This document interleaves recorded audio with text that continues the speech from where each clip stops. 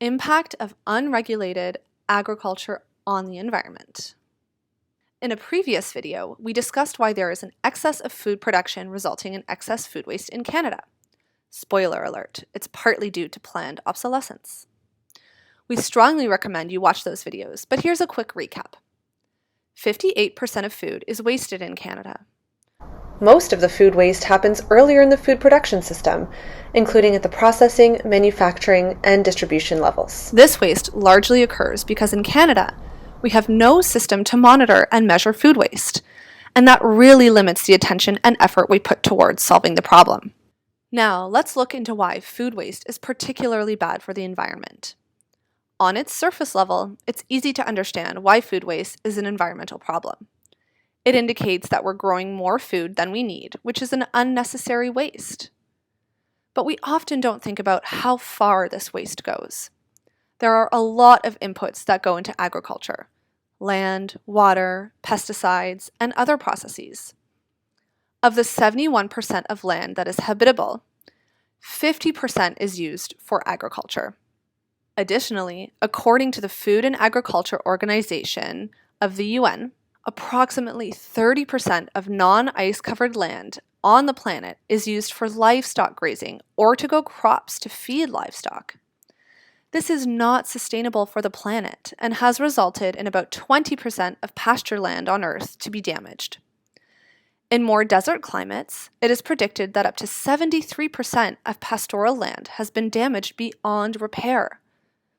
Between 1996 and 2005, one study found that globally, 92% of total freshwater use was for agriculture.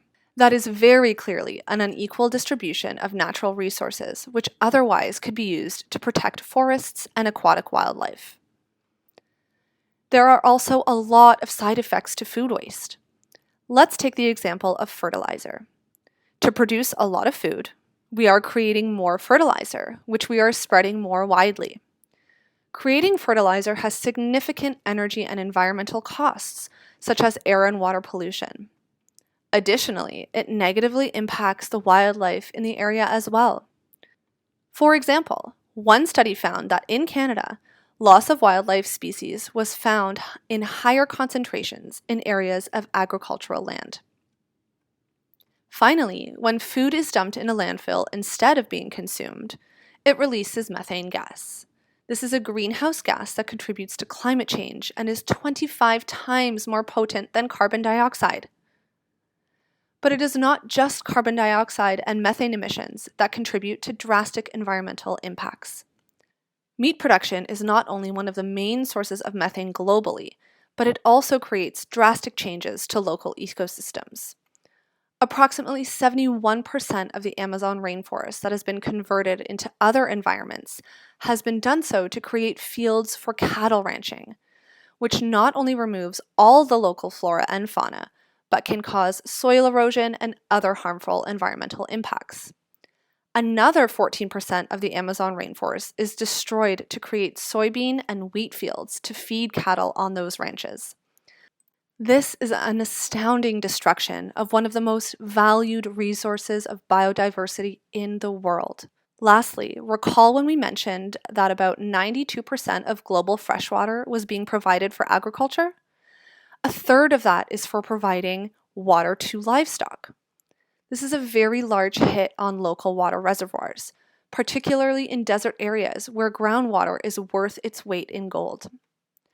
And as climate change creates more and more desert-like areas in the world, the strain of water usage for livestock will become more and more of an issue.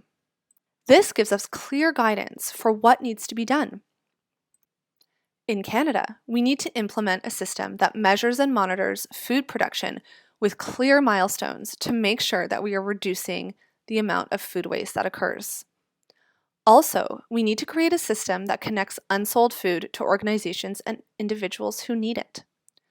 This would also ensure that we are not converting an excess amount of our land in Canada to make food that nobody would ever end up eating. This system could give the industry the support it needs to understand the problem and see the way out, while also providing key environmental and food security benefits.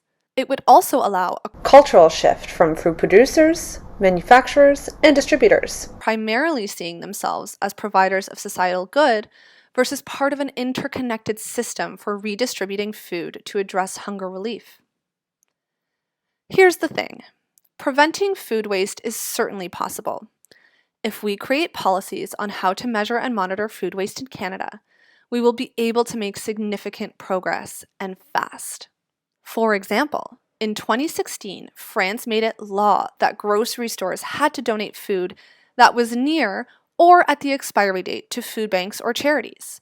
Similarly, South Korea implemented a fee for household waste by implementing special waste bins that weighed and recorded food waste, which was then billed to the person they belonged to. This resulted in 10% less food waste within 4 years of being implemented.